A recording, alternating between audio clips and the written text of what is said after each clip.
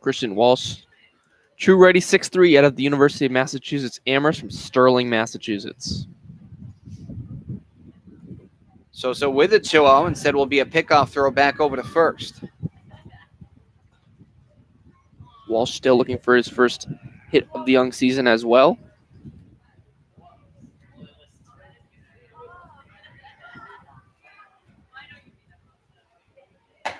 Pitch is outside for a ball. The count now 3-0. For those of you who are now just joining in, we do apologize for the technical difficulties. There was an issue with a Google Cloud service, which downed Snapchat, Google, as well as YouTube. The 3-0 is in there for a called strike. Count is 3-1 here in the top of the second. Currently no score between the visiting Westfield Starfires and the hometown Pittsfield Suns. Again, we do apologize for the YouTube, Google, and Snapchat outage, as this one's a high fly ball driven deep to left field. Going back is Boggess, and it's going to go off the base of the wall. A strong throw in from Boggess. That will hold the runners over at second and third. Thought that one was nearly out of here, but the wind could have played a big part of that, as the wind is blowing in on the field, so that might have brought that one in. Looks like that one had a chance to get out of here, but hit the base of the wall there, and it's a nice rip there from Christian Walsh. First hit of this young season for the Starfires team and for Walsh.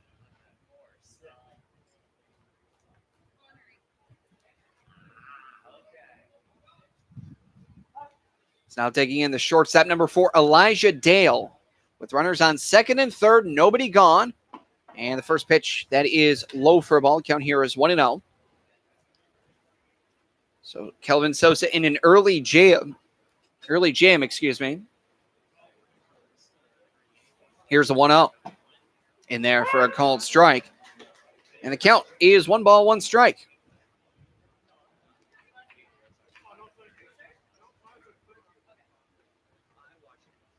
Sosa from the stretch. High kick and the 1-1. This one is back to the pitcher. Throw home, and the tag is applied.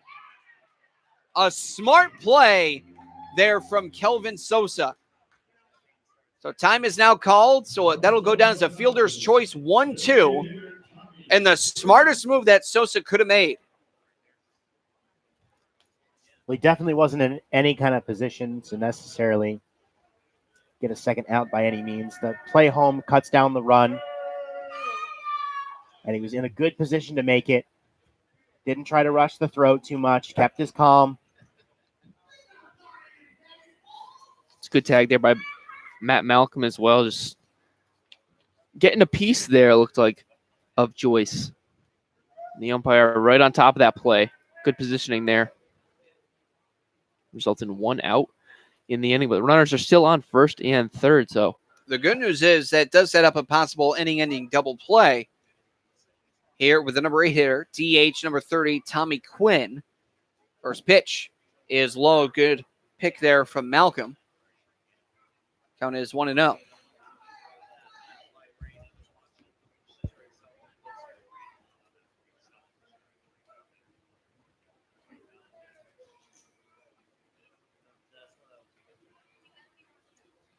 A high stalling kick, as this one is fouled back.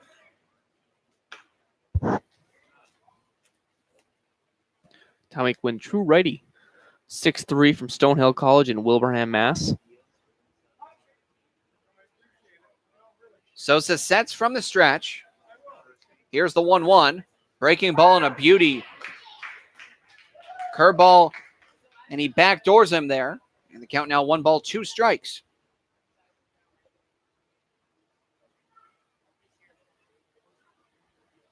On the stretch, high kick and the 1-2. High fly ball. Headed over towards first base side. And the first baseman will collect it. No one's covering home. Now, both the third baseman and catcher come towards it. So that will go down as a foul pop out to the first baseman, Peterson.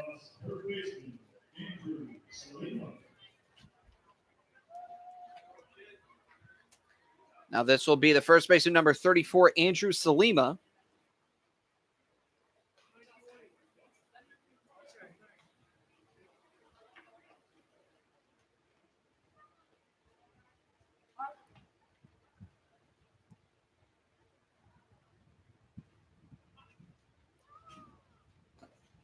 This is in the dirt. No throw over to second. So that was in the dirt. It's going to go down as a wild pitch.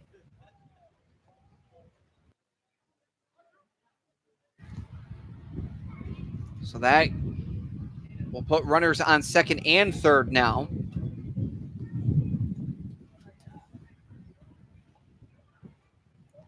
Sosa has a sign, and the 1-2. Rather, 1-0 is in there for a called strike. Nice pitch there by Sosa. Looks like it was almost a slider type pitch. It was almost looked like it was going to hit Salima for a sec, but had nice movement on it right over the inside corner. Excuse me. He has a 12-6 and a slur. Oh, that's what it is. The slur, So not I the said slider. I said curve and you said slider, so I'm glad we're both on the same page. There you go. We average it out. You guys are right on. There you go. I mean, I'll shoot an even 500. Here's the 1-1. That one's blown away. Count is now 2-1 for Sosa. He's got a fastball that clocks in at 91, a 12-6 curveball, a slurve, and a changeup. I think that slurve was on display right there, though. Here's the 2-1. A check swing. Did he go? Yes, they do say he did went. Yes, that's how I wanted my wording to go. He did win. Okay.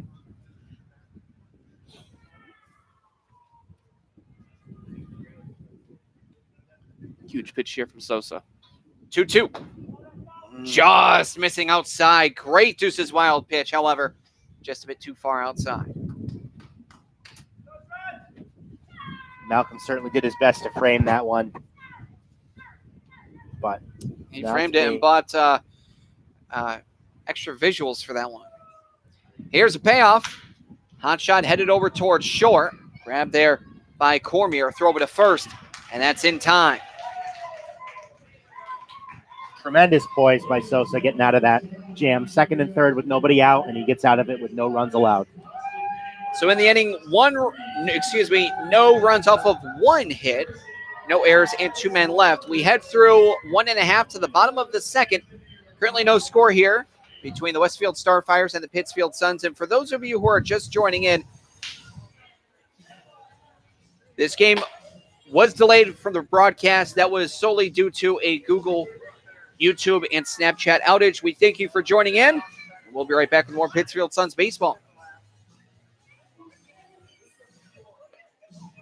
Do you suffer from the heartbreak of brain rot, feeling bored, sluggish, listless, not had a new idea in days, using electronic gizmos without a clue why they work? Now there's help. Ham Radio, guaranteed to stimulate your corroding neurons and open a whole new world of excitement. To learn more about Ham Radio, go to helloradio.org. Side effects of ham radio usage include mental stimulation, desire for education, new career paths, understanding of technology, and cases of addiction have been reported. If you experience any of these symptoms, you're welcome. Ham Radio. It's not your granddaddy's radio anymore.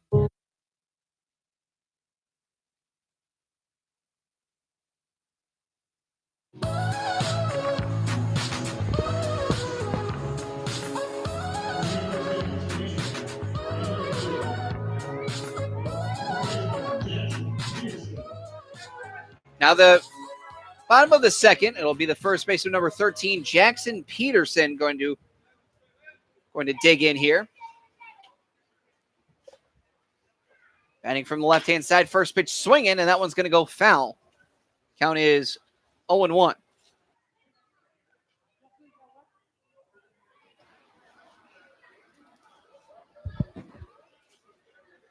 Steve Fleury, starting pitcher now in the second inning of work here in the bottom of the second.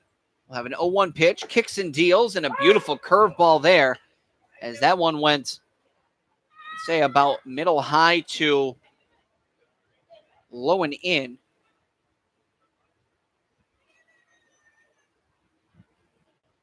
That one is a hot shot over towards short. Dale gloves it forehand to throw to first, way offline. And that one's going to go down as an error on the shortstop.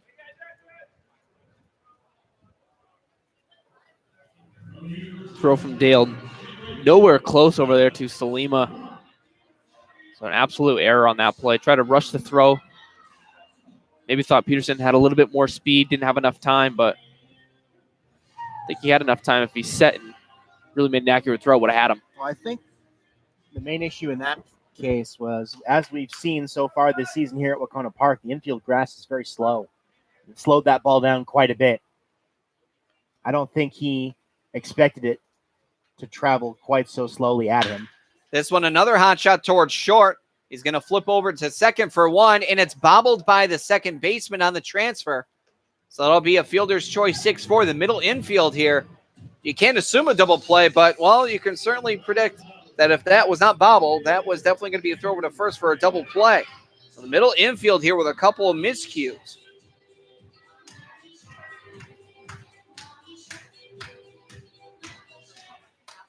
Now the designated hitter number 8, Andrew Fernandez, will step up to the dish. He has been a great hitter and great defensive catcher for the Suns early on. That one's a breaking ball. Changeup misses high. 1 ball, no strikes. Interestingly enough, Fernandez, the third catcher to appear at the plate for these Pittsfield Suns. Both him, Jackson Peterson, and Matt Malcolm all listed as catchers on the official Suns roster. Pickoff throw back over to first, and he's back in safely. Malcolm, the true catcher this evening, with Peterson playing first base and Fernandez, as mentioned, the DH.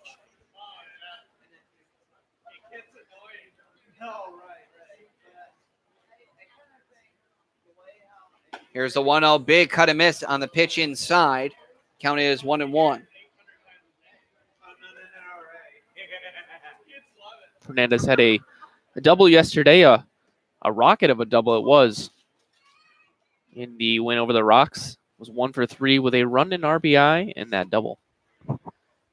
Here's the 1-0, hits him. So pitch runs in, and that'll be a hit by pitch. So now bring up the second baseman, number 23, Mark Cooley.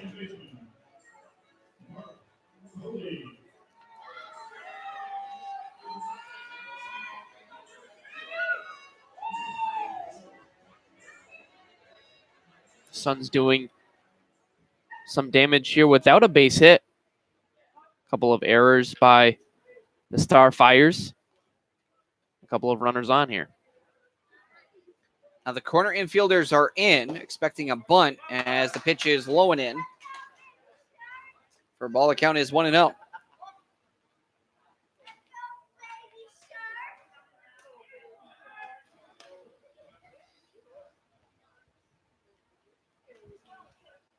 Fleury a long hold, now the 1-0. Pitch is high and tight. Now the count here is 2-0. Last 4 or 5 pitches, he's been trying to work these Pittsfield Suns batters inside. It has not worked his advantage so far. That's for sure. Fleury's just gone much too far inside. He's missed on most of them. Here's a pitch well further inside. It went from inside to tight to nearly hitting him. And if you're Mark Cooley, probably stand in the far back of the strike zone, but no, he's going to crowd it. Here's a 3-0, holding dead red the entire way for obvious reasons.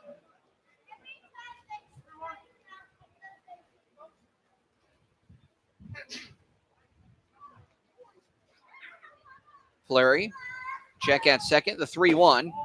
Pitch is low, that'll load the bases.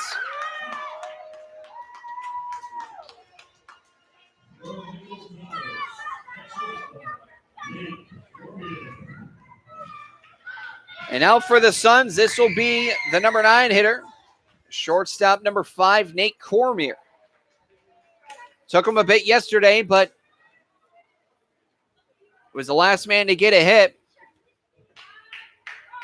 or get their first hit in the lineup. First pitch to him. Pitch hits the outside corner. Count here is 0-1.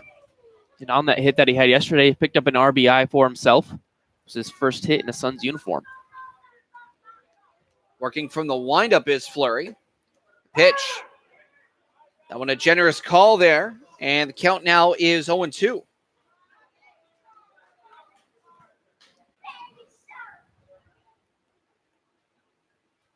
Fleury with the 0-2. Same pitch, except a little bit too far out. And that one goes for a ball. 1-2. Great deceptive pitch. So try to make him chase. Not necessarily, I would call it a throwaway, but still good framing. 1-2. Hot shot up the middle over towards the shortstop. He's going to step on second himself.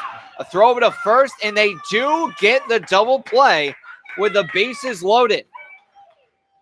So that'll go down as a 6-3 double play, and that'll end the threat. No runs, no hits, 1 error, and 2 men left. We head now through 2 full to the top of the third. No score between the Starfires and the Suns. We'll be right back after resetting the stream.